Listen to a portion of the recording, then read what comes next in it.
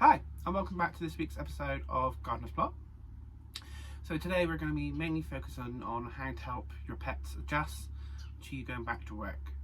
So you might be starting to go back to work now, or there's plans for you to go back to work, or you've already started to go back to work and you're worried about your pets might be misbehaving and things like that. So we're going to mainly focus on dogs and smaller animals such as rabbits and guinea pigs, and even touch on sort of birds as well, sort of like your parrots and things like that. So with what's been going on, a lot of people have been at home, so our pets are sort of readjusted to us being back pretty much 24/7 back in their lives, and some might find it difficult for when you actually do go back to work, especially if you work long hours and things like that. So that's what we're going to try and talk about today. My animals have been okay because I've worked throughout pretty much most of the lockdown, sort of a couple of days in, a couple of days off, and my other half going back to work as well. I've been at home to help adjust the animals when I've been, so there's been sort of a few days where they've been left by themselves, and they've managed okay because I've already got those routines in place and I've already tried to help them and stuff like that, if that makes any sense. So hopefully today's video will give you a few helpful tips, and yeah, right. So with dogs, obviously they get very attached to us, and some do have anxiety issues, especially when you're out of the home. And when you sort of start going back to work, you're going to start having that routine again of sort of getting up, getting showered, getting dressed and having breakfast and whatever, and then going out the door. And dogs can actually build up this routine in their heads, and that's what actually creates the anxiety, because they go, oh, they're doing this now, they're doing this now, they're doing this now, so in a couple of minutes they're going to leave the house, and that's when they sort of get stressed. They can get sort of barking and things like that. A good channel to watch is It's Me with the Dog with Victoria Stilwell, one of the best dog trainers I believe is out there. You can find a lot of her episodes on YouTube, especially there. She's got specific playlists as well, so do check those out as well. I'm not a qualified dog trainer. My dogs are just, I've got a routine with my dogs and they work, so I thought I'd share that advice. So a good way to sort of stop that sort of behaviour, sort of getting anxiety and sort of getting stressed with that building up of a routine, just start by getting up one day of what you would do when you go to work. So get up, get showered, have a coffee, get dressed in sort of your work clothes, but then just sit down on the sofa all day, or sit in the garden, or do whatever. Just get dressed for the day, and your dogs will sort of go, oh, okay, and they're sort of, so they'll start associating you getting dressed with doing nothing. It will take time. Some dogs sort of learn quicker, some not so much. So it's all depends on the animal that you have yourself.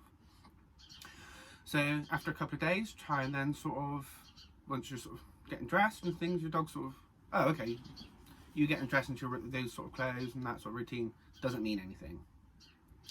You can then sort of just go into another room and shut the door and have a couple of minutes. But sort of we always start off with a couple of minutes, even up to like, you can even start with like 5 seconds. So go in, shut the door, 5 seconds later, go back out, and that will help your dog sort of start to accept the fact that you'll be out the room, and then gradually work those periods up to a longer period of time. Even sort of just go into your bedroom, shut the door, read a book or something for a half hour, and then sort of go back out.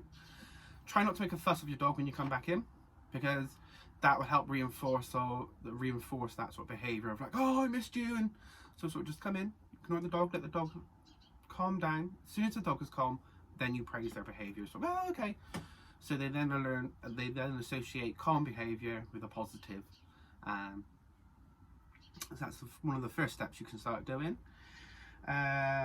Also, you want to sort of, you can then proceed to sort of going out the house, but always change up that slight routine. So dogs will soon learn to let you grab like your rucksack or your bag, or then your keys and stuff, and that's their cues for you leaving the house. So grab your keys, sit down on the sofa, or grab your keys, go into the kitchen and have a coffee, or sit down and read a magazine. as long as you change it up, the dogs can't then associate a certain behaviour with you leaving X's in the house, and that will help dramatically with their anxiety and stress, especially if you have a dog that sort of has those traits. So that's a good way to start building up that sort of a morning routine, but not a morning routine, if that makes sense. Like I said, there's on Victoria's channel, there are some really good videos of how to do it, and then you actually see it in action. So that's one of the first things you can start doing, is just sort of getting those early stages in and prepping your dog to learn that whether you're going out the house is all good. Okay, are you still with me? Right. The next kind of thing as well, you can give them enrichment as well. So toys are a really good sort of boredom buster for dogs. There's a wide market out there. You got Kongs of different shapes and sizes to fit all breeds of dogs. Now Kongs are sort of like a rubber hollow ball. Always make sure that they've got a hole in each end so that doesn't cause suction. They're generally really indestructible to most dogs. They're great. You can feed, stuff them full of food. You can freeze them, put peanut butter and stuff like that. If your dogs have a bit of a weight issue and you're worried about your dog's putting on weight and stuff, just give them a portion of their food inside of it, and so rather than giving their whole meal and breakfast and their evening meal, take a little portion of that and stuff it in a Kong, and it should last a good while for your dogs to actually sort of get in the meal, and hopefully that will help teach them to sort of settle down, and it gives them that little sort of bit of a boredom buster and help stimulate their mind and things like that. So that's one of the main things you want to do with your dogs as well, is help keep those minds stimulated. Because if they're not stimulated, that's when destruction happens. They'll find their own entertainment, if you like. So there's a vast range of toys that you can buy for this specific thing. There's also a machine that you can actually put on top of a shelf and set a timer, and after a certain amount of time it will drop another toy. So you can say you're going out for the day, you could put 3 toys in this sort of tool thing. I'll try and get a picture and put it here. And as it sort of, so you can set it for like say mid-morning, lunchtime, early afternoon, and then that dog's always got something then sort of something to look forward to, and it drops down, and then it creates that sort of break during the day as well. There are also some good like destructive toys. So I say destructive toys, they're very sort of hard to destruct, but the dogs can actually spend time trying to sort of tear them apart and stuff like that. My dog Boston, he's got very sharp teeth. For some reason, he can pretty much destroy most toys. But there's this sort of type of toy, and it's almost like a seatbelt material, and that has really stumped him. That's one of the few things that he can't destroy. But he just like, some dogs do like to rip things up. So if you give them something to do, it alleviates that and it takes the pressure off your furniture. Even a simple cardboard box. Sometimes, like what I started doing when my other half was going back to work and I was at work at the same time, I'd give both the dogs a cardboard box. So literally stuffed it full of newspaper, put a few treats in there, and then sort of set it, sort of roughly pull it together so it was a bit more harder for them to get into. And when we got home, the box was destroyed. The dogs were quite content, and no furniture was destroyed. So even if I'm sure you've got cardboard boxes around, try a cardboard box. There's interactive toys you can do as well. There's, like I said, there's an entire market. So definitely look up at some toys, and that'll help alleviate some of the stress and boredom throughout the day while you're at work. Another good thing to do as well is walk your dogs first before you go out to work as well. You might have to get up earlier if you've not been doing that, but if you give them that chance to sort of, even just a walk around the neighbourhood, it gives them a chance to smell other smells.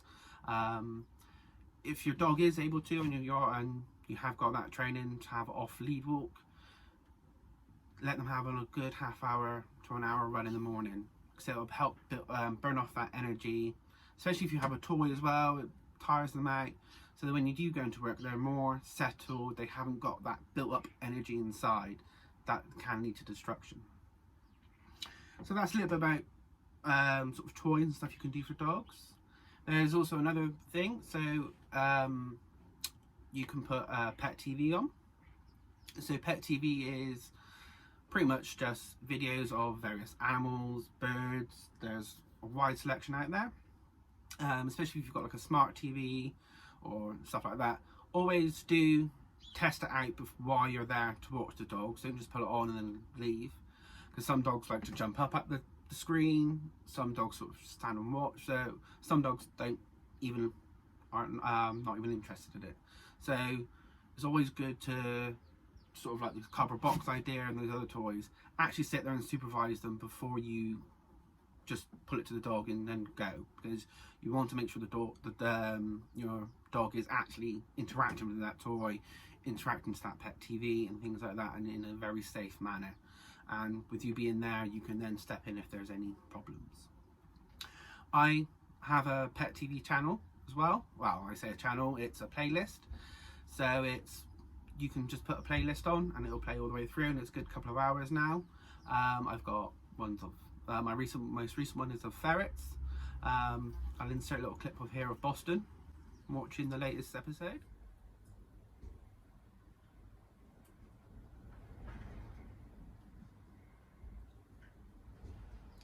So Boston really interacts with the TV.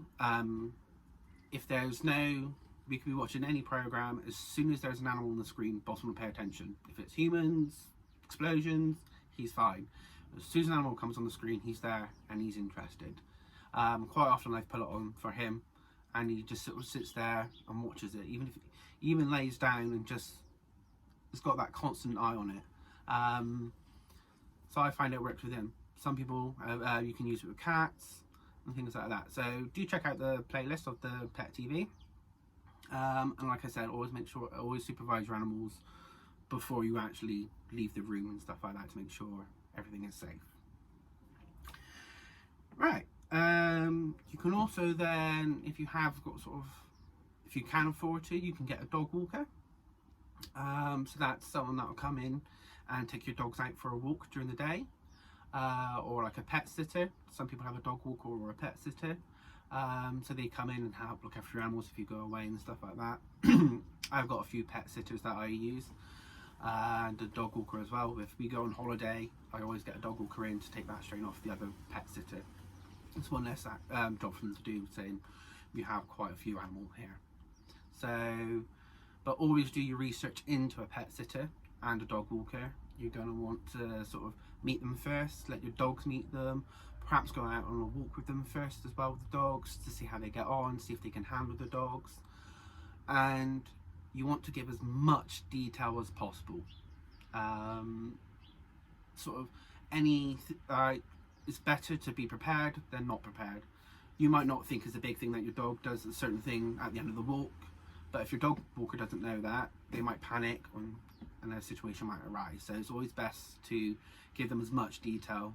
Our dog walker now knows our dogs and knows that at a certain point Boston will drop his toy, so that it's then like you have to remind Boston to get his toy and put his toy away, and he's put him on a lead at a certain point, because sometimes he's like,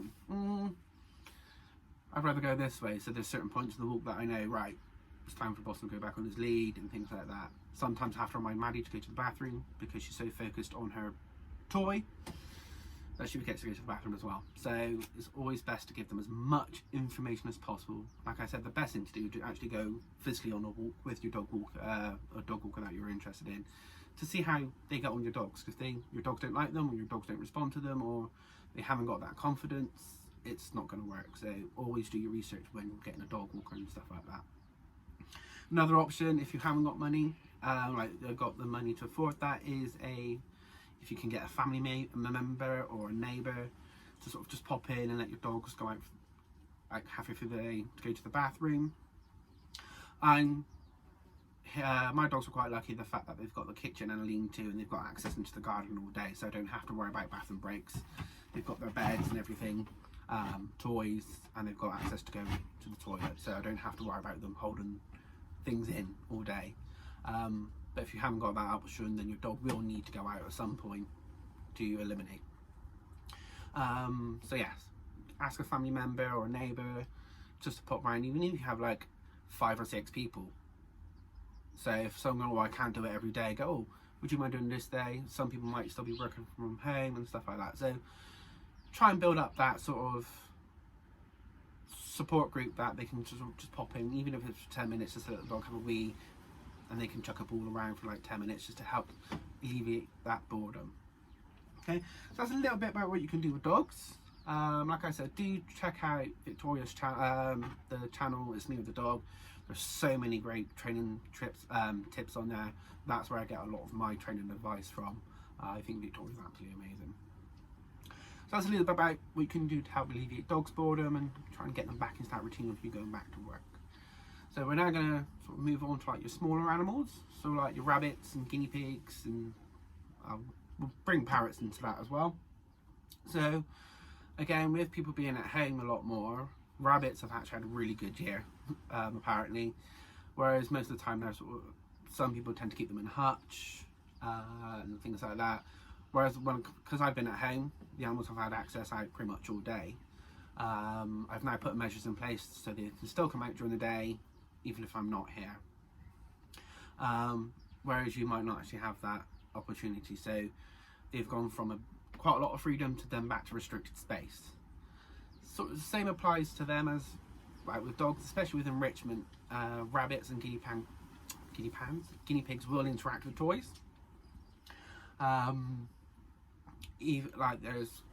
There's a huge market. Again, always supervise your animals again when you get a new toy and things like that to make sure they actually use it and they don't get themselves into trouble. But again, cardboard boxes help. Like you can sort of, even like a plastic plant pot, so you can do little forage things for them. So you could say put some treats in here, stuff the hay in, put some more treats in, stuff more hay in, and then the rabbits will sort of pull the hay out, and the guinea pigs as well will pull this out and find the treats, and it gives them that sort of activity to do during the day as well. Also encourages natural foraging behaviour.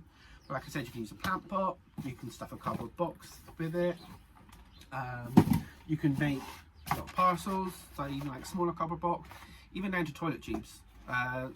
Little cardboard toilet tubes, you can stuff those with treats and hay. And with the pandemic, apparently there was quite a lot of toilet roll, so there should be a lot of toilet rolls, cardboard tubes to use. So that's just a very cheap and easy trick to use.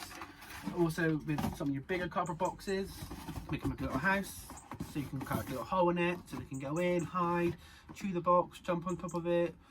My rabbits tend to jump on it and wee. That's what rabbits do. Okay. And there's also a lot, like I said, there's a huge market for sort of boredom busters for small animals as well.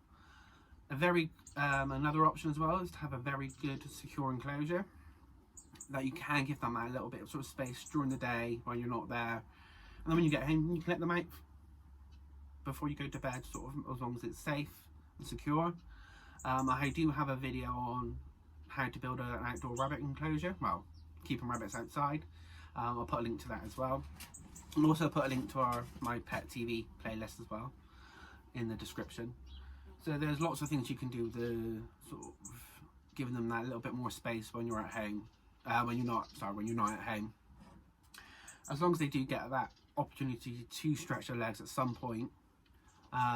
Be best to do it after work rather than before work, because before work sometimes rabbits don't like to go back in and stuff like that. So if you're especially in a rush, you don't want to be chasing a rabbit around your garden for a half hour. It stresses you out, it stresses the animal out. So best thing to do is like when you get home, let them have a good run around. Even if you bring them inside, let them run around your front room.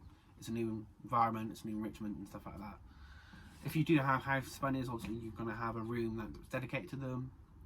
Again, use toys and boredom busters. Again, with parrots, Fred is also used to a bit of company during the day at the moment. But Fred also loves a good... Fred is our African grey, by the way. Sorry, if you don't know that. If you don't know about the animals that I'm actually mentioning, check out my last video, which is a complete pet tour, so you get to see all of them. But again, Fred loves a cardboard box. A lot of animals do enjoy a cardboard box. It's not just children and cats. Quite a lot of animals do. Again, you can stuff this with sort of newspaper and chuck a few treats in it. Put some of their daily food allowance in there, and it just gives them that extra something to do. Helps sort of stretch out the day a bit more. You can also do it when you're at home as well.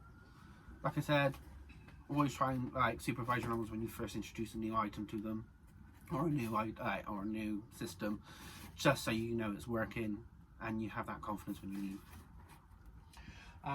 So I'll try and get a little bit of footage of the animals. Can't guarantee it because at the moment they're all running around, so they might not actually be interested in the toy. But I'll see if Fred will be interested in her box. So that's a few ideas you can now start using to help adjust your animals for you going back to work. This is how I do it.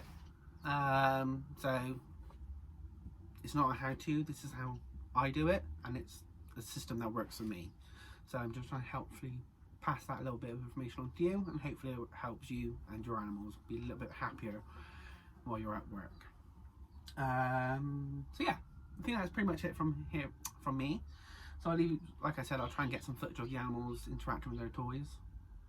I can't guarantee it, so if you don't see it, it didn't happen. Next week's episode, I can't remember what I'm doing, so that'll be a surprise for both of us. I say both of us, for all of us. I will be releasing another Pet TV episode this coming week as well on Wednesdays, which I think is, again, it's on my list. I've put that list somewhere. So do check out those videos. I have noticed that we have got quite a few people that watch the channel and are not yet subscribed, so if you are enjoying my content and you like me, do hit that subscribe button. It doesn't cost you anything. You can press the notification bell if you like. You don't have to, but if you press the notification bell, you get notified that I've got a new video. And like I said, and we've got quite a wide range of animals here, from dogs, cats, birds, to your small furries, to even a reptile now, and fish. So if it's something that you're enjoying, please hit that subscribe button.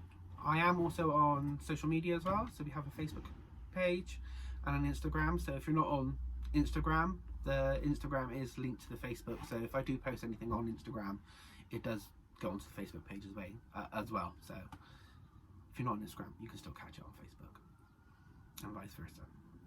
So yeah, that's all from me today. We'll get there. If you did like the video as well, hit that little like button. Again, doesn't cost you anything. And I will see you all next Saturday, but do keep a lookout for our Pet TV episode on Wednesday. Okay, toodle bit.